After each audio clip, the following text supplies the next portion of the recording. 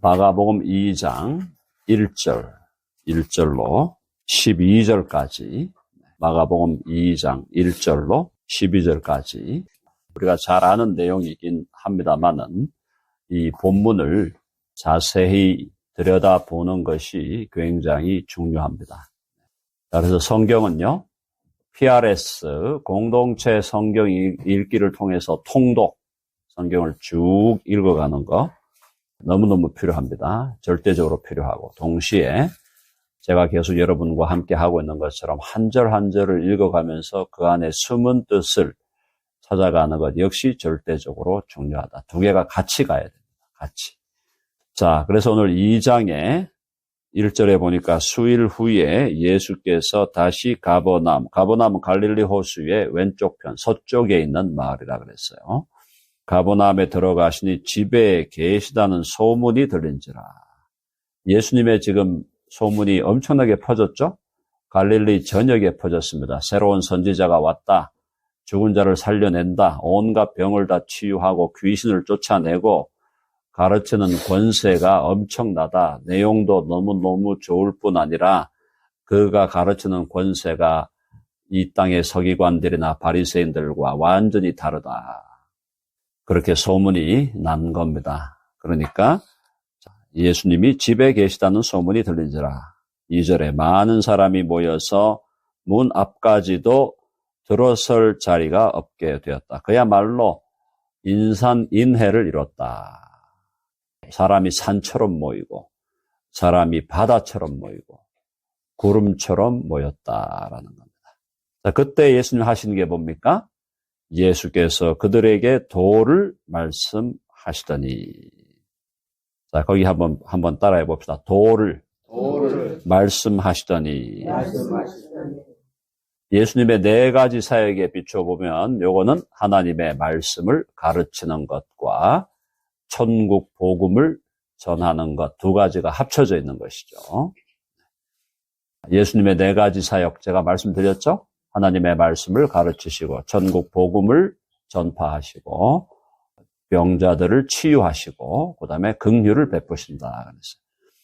자, 여기 나와 있는 대로 그들에게 도를 말씀하셨다는 것은 하나님의 말씀을 가르치시고, 하나님의 말씀 가르치는 예수님이 구약에 대한 내용을 가르치면서 또 새로운 구약과 다른 구약의 완성으로서의 본인의 말씀을 가르치시고 또 복음을 전하는 거죠. 복음을 전하는, 하나님 나라 복음, 천국 복음을 전하는 일을 하셨다라는 겁니다. 그러니까 예수님은 철저히 당신이 해야 할 일에 집중했다는 거예요. 한번 해봅시다. 집중. 몰입하고 집중해야 된다는 거예요. 예수님의 삶을 보면은 허튼 시간이나 허튼 일을 하신 적이 없다는 거예요. 집중적으로 하시고 몰입해서 하시고, 그리고 사실은 아침부터 새벽 미명에 일어나서 기도하면서부터 사역을 시작하시고 밤 늦게까지 하셨다. 하루에 8시간 일하라. 그거 성경적인 얘기 아니에요. 세상이 만들어낸 얘기지. 하루에 8시간만 일하니까 요즘에 목사님들 중에도 하루 8시간 딱 일하고 그 다음부터는 일 안 합니다. 이런 분들이 나온다는 거야. 지금 20, 30대 젊은 목회자들 중에. 정신 차려야 돼요.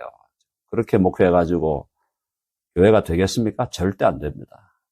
교회라는 거 일반 삶도 그래요. 하루 8시간만 일하겠다?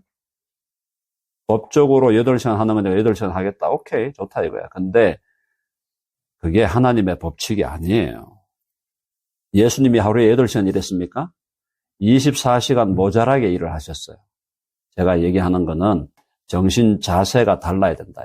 자세가 잘못되어 있다는 거예요. 사람이 너무너무 많아요. 많으니까 못 들어갑니다. 3절 시작. 사람들이 한 중풍병자를 4사람에게 메워가지고 예수께로 올세. 친구들이겠죠? 중풍병자 못 움직입니다. 못 움직여요. 못 움직이니까 기어서도 못 가잖아요. 기어서도 못 가고. 어떻게 할 수 있는 게 없어요, 본인이. 그러니까 친구들이 그를 들것에 메워가지고 이제 데리고 왔습니다. 무리들 때문에 예수께 데려갈 수 없으므로 그 계신 곳에 지붕을 뜯었다. 자, 이걸 예수님이 이 친구들의 믿음으로 보셨다. 얼마나 간절하면 지붕을 뜯었겠습니까? 사랑하는 여러분, 제가 계속 말씀드렸죠. 거지의 심정을 회복해야 돼요. 간절해야 돼요. 간절. 예수님께 오면서 간절한 마음이 없으면 무슨 일이 일어나겠습니까? 간절함이라는 게 믿음이에요. 믿음이 있다는 건 간절함이 있다는 거예요. 냉랭하고 뭐 되든 말든 알아서 하시겠지. 이런 생각 가지고 살면 아무 일 안 일어납니다. 간절하게 주님을 찾고 부르짖고 붙들고 그렇게 해야 된다는 거예요. 예수님은 이들의 믿음을 보았다. 얼마나 간절하면 얼마나 이 친구가 이 중풍병자, 중풍병에 걸리는 친구가 어떻게든 나아야 되겠고 어떻게든 살아야 되겠다 싶으니까 얼마나 간절하면 지붕을 뜯을 생각을 하냐 이 말이에요. 그래서 그 계신 곳에 지붕을 뜯어 구멍을 내고 중풍병자가 누운 상을 달아내렸다. 들것을 달아내린 것입니다. 자, 간절한 거죠. 그리고 예수님이면 어떻게 하겠다? 예수 그리스도면 당신이 원하시면 나음을 얻겠나이다. 그랬죠? 거기 지금 2장 1장 40절에 보면 나병 환자가 와서 뭐라 그랬어요? 한 나병 환자가 예수께 와서 꿇어 엎드려 간구하여 이르되 원하시면 저를 깨끗하게 하실 수 있나이다. 꿇어 엎드렸다 그랬잖아요. 이 사람은 꿇어 엎드릴 수도 없는 사람이에요. 움직일 수가 없는 사람이에요. 친구가 들것을 들어가지고 구멍을 뚫어서 내려 주님 앞에 모셨다라는 겁니다. 자, 5절요. 다 같이 시작. 예수께서 그들의 믿음을 보시고 중풍병자에게 이르시되 작은 자야 내 죄 사함을 받았느니라 하시니. 믿음을 보시고 믿음은 필수 조건입니다. 그렇죠? 믿음이 충분 조건은 아니에요. 우리가 믿음으로 나아가더라도 결국은 하나님이 일해 주셔야 되니까요. 그래서 믿음은 필수 조건. 그러나 믿음이 없이는 하나님이 역사하지 않습니다. 믿음이 있어야 역사하는 거고 믿음으로 나아갈 때 하나님이 역사하시면 기적은 일어난다는 거죠. 자, 그들의 믿음을 보시고 중풍병자에게 이르시되 작은 자야 소자야 이 말이죠. 내 죄 사함을 받았느니라. 아니 지금 이 사람 병 고치러 왔는데 웬 죄 사함? 그러니까 지금 이 사람의 병은 죄로 인한 병이었다라는 걸 예수님이 한번 상기를 시키는 거죠.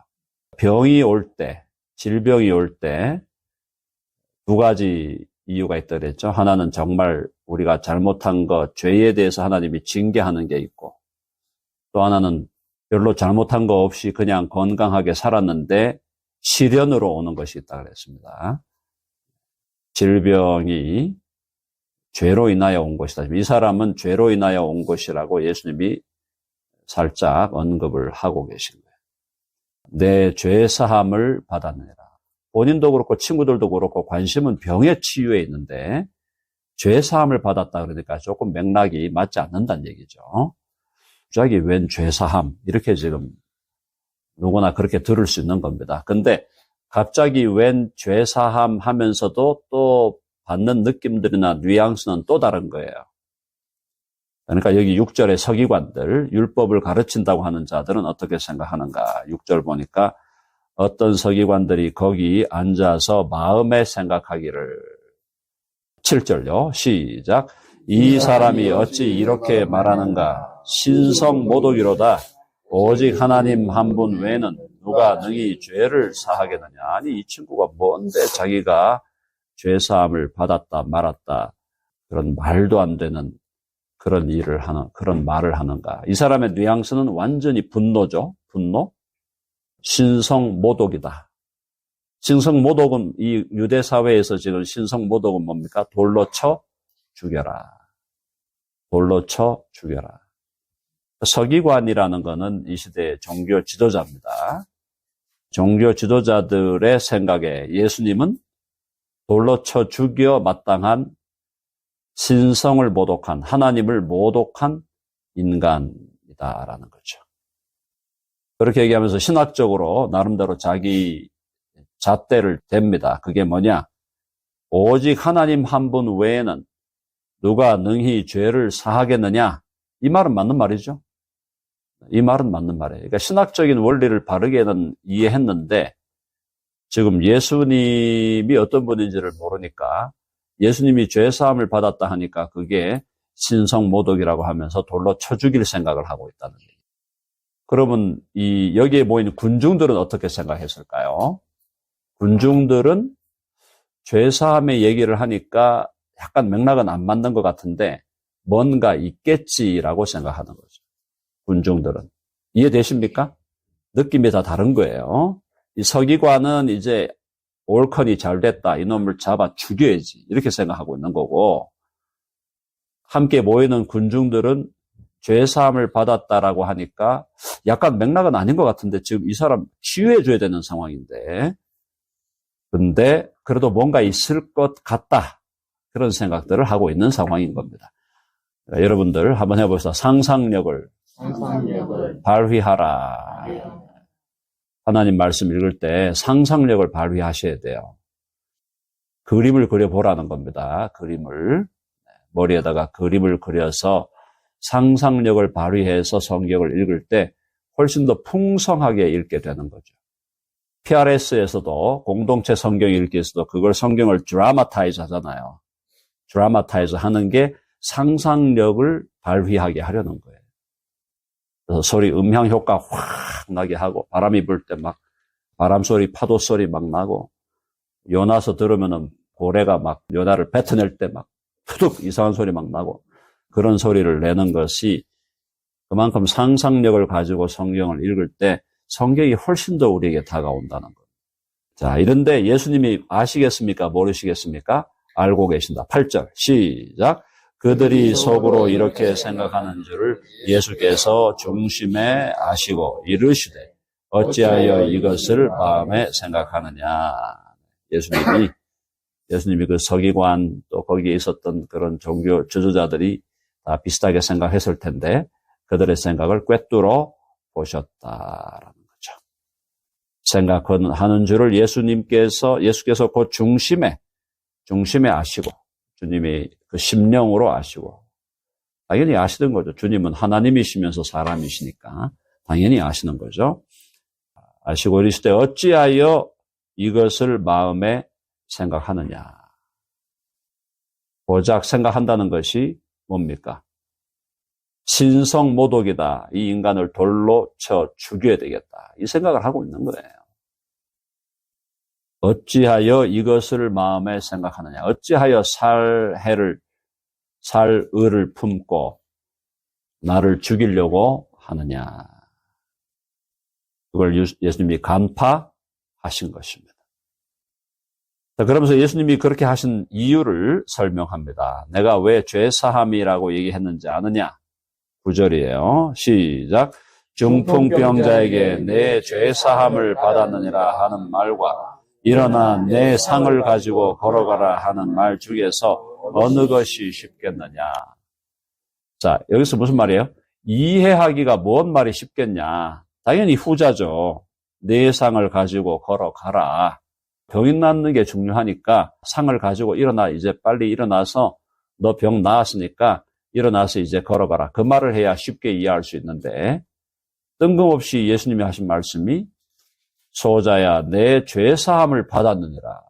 본인도 이해가 안 되는 거예요. 본인도 이해가 안 되고 들것으로 들고 온 친구들도 이해가 안 되고 군중들도 이해가 안 되는, 뭔가 있긴 있는 것 같은데 이해가 안 되는 거죠. 이해하기 어려운 말씀을 하신 겁니다. 내 죄사함을 받았느니라.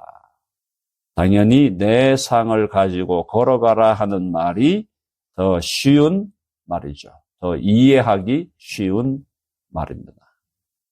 그러나 10절 보니까 그러나 인자가 땅에서 죄를 사하는 권세가 있는 줄을. 야, 이게 놀라운 얘기. 이게 무시무시한 얘기입니다. 인자가 땅에서 죄를 사하는 권세가 있는 줄을 너희로 알게 하려 하노라. 이게 무슨 말이에요? 간접적으로 해봅시다. 내가 하나님이다. 하나님이다. 이 무서운 말이에요. 인자가 땅에서 죄를 사하는 권세가 있는 줄을 너희로 알게 하려 하노라. 예수님이 자기가 하나님이시라는 것을 간접적으로 말씀한 거예요. 사실은 간접도 아니죠. 거의 직접적으로 하신 거죠. 인자가 땅에서 죄를 사하는 권세가 있다. 땅에서라는 말을 왜 했을까? 하늘에서도 당연히 있으시니까 그 말이죠. 하나님의 아들 예수 그리스도가 이 땅에 사람의 몸을 입고 오기 전에도 죄를 사할 권세가 있는 분이었고, 이 땅에 사람의 몸을 입고 와서도 죄를 사할 권세가 있는 분이다. 예수는 단순한 인간이 아니고 그는 성육신하여 이 땅에 오신 하나님의 아들이시다. 하나님이시며 하나님의 아들이시므로 죄를 사하는 권세가 있다. 이렇게 하면은 인간적으로는 예수님께 불리해집니다. 불리해지죠? 인간적으로 불리해집니다. 예수님께요. 왜요? 계속 쌓이는 거예요. 저놈이 신성모독이고 또 저놈이 하나님의 아들이라고 스스로를 그렇게 이야기하고, 그러니까 신성모독죄가 플러스되면서 또 정신 나간 미친놈이라고 불리게 되고, 저게 귀신 들린 거 아니냐라고 들어가게 되고 막 계속 쌓이는 거예요. 쌓이면서 뭐가 준비되느냐 해봅시다. 십자가의 길이 준비된다. 일부러 그러시는 거예요. 예수님은. 어떻게 보면 일부러 그러시는 거라니까. 과거에 통일교가 한창일 때요, 한국에서 통일교 한창 한국에 뜰 때 어떤 얘기를 했냐면, 통일교에서 누가 예수가 죽으러 왔다고 가르치는가. 그게 통일교가 주장하는 거예요. 누가 예수가 죽으러 왔다고 가르치는가. 그러니까 통일교의 논리는 뭐냐면, 예수님은 죽으러 온 게 아니에요. 죽으러 온 게 아닌데 이스라엘의 종교 지도자들이 예수를 죽였으므로 결국 통일교의 논리는 예수는 실패자다. 예수가 실패했다는 게 통일교의 주장이에요. 그 다음 누가 이루었다? 문씨가 이루었다. 문씨 이제 죽었고, 문씨는 이제 지옥 아랫목에 가 있겠죠. 지금 한씨가 좀 살아있는데, 한씨도 뭐 자기가 그렇게 하고 있는지 모르겠지만은 예수님이 실패했다는 거야. 근데 예수님은 한번 보세요. 이 복음서를 한번 보세요. 이런 얘기 하실 필요 없어, 예수님이. 안 그렇습니까? 야, 너 병 나았어. 야, 고생했네. 그냥 이 말씀 한마디 하시면 될 걸 가지고, 작은 자야, 네 죄 사함을 받았느니라. 이 말씀을 왜 하시는 거예요, 지금? 이 맥락에서? 맥락이 안 맞잖아요. 일부러 하시는 거예요, 일부러.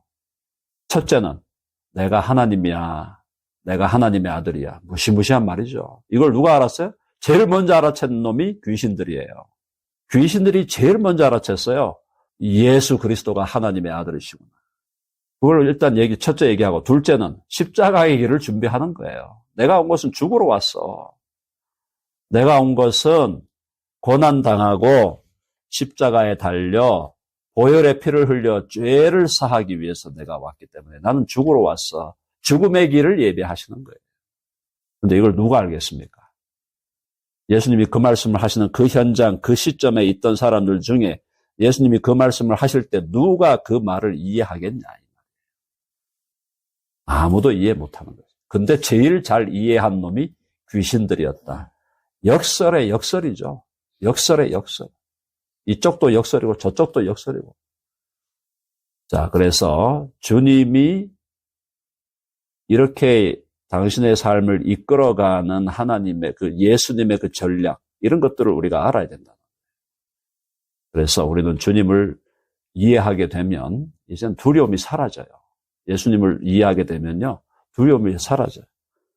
아, 주님의 두 번째 수가 있을 것이고, 세 번째 수가 있을 것이고, 네 번째 수가 있구나.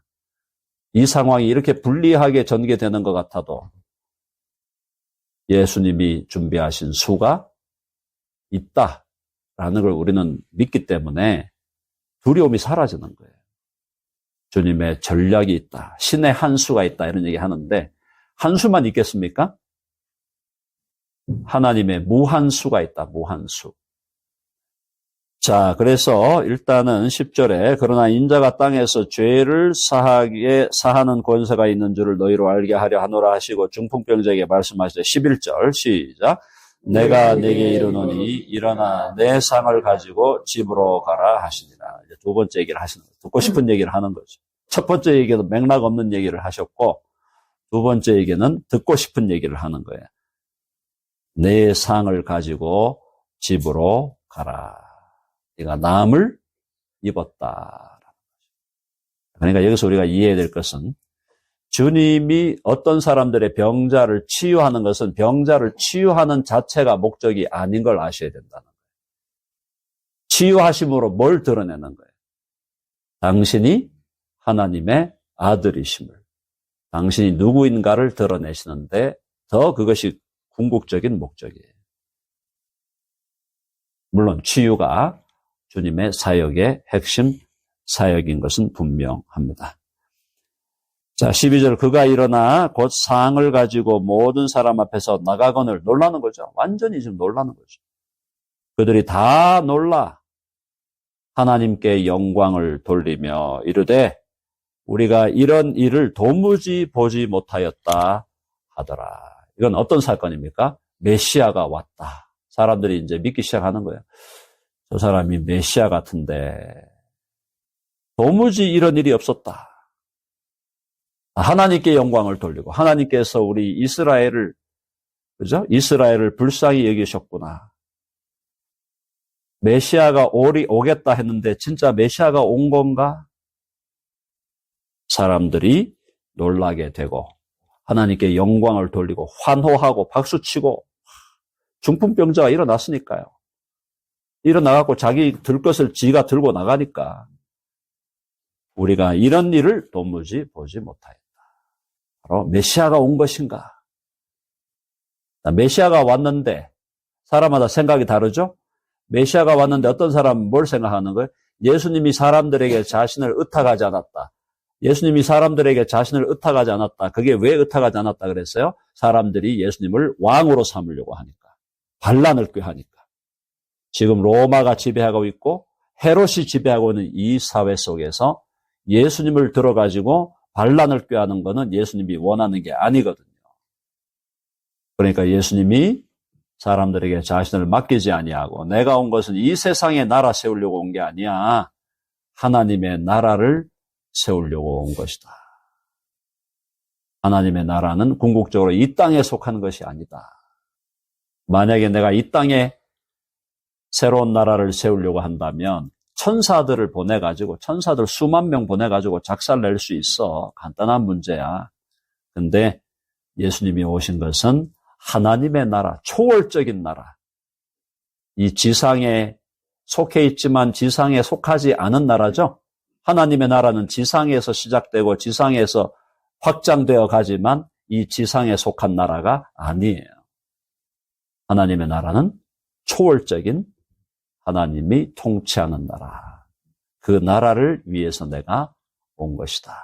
그냥 뭐 유대의 나라 하나 회복하고 이스라엘 나라 하나 회복하러 온 게 아니야. 우주적인 하나님의 나라를 세우기 위해서 오신 것이다. 유대인들의 그 환상을 깨뜨리면서 서기관들을 헷갈리제이션 만들면서 주님은 당신의 계획과 목적을 따라 당신의 역사를 이루어 가고 계신다. 얼마나 멋있는 분입니까? 요즘에 저는 예수님을 생각하면 눈물이 많이 납니다. 왜냐? 너무 멋있어. 너무 멋있는 분이에요. 너무너무 멋진 분이에요. 여러분, 주님이 자꾸 그리워지셔야 돼요. 주님 보고 싶어요. 만나고 싶어요. 그렇게 그리워지셔야 인생이 행복해지는 겁니다. 인생이 행복해지는 비결은 주님이 보고 싶고 주님 생각하면 눈물 나고 주님 생각하면은 마음이 익사이팅해지고 그게 예수 믿는 맛이지. 예수 믿는다고 하면서 멀찍이 그냥 주님 어떻게 하시나 보자. 그리고 멀찍이 따라가면서 관중이나 하려고 그러고 축구 경기 보듯이 예수님 보고 있는 사람들 많죠. 잘못하면 지옥 갑니다. 진짜 조심해야 돼요. 제대로 예수 믿으셔야 돼요. 제대로.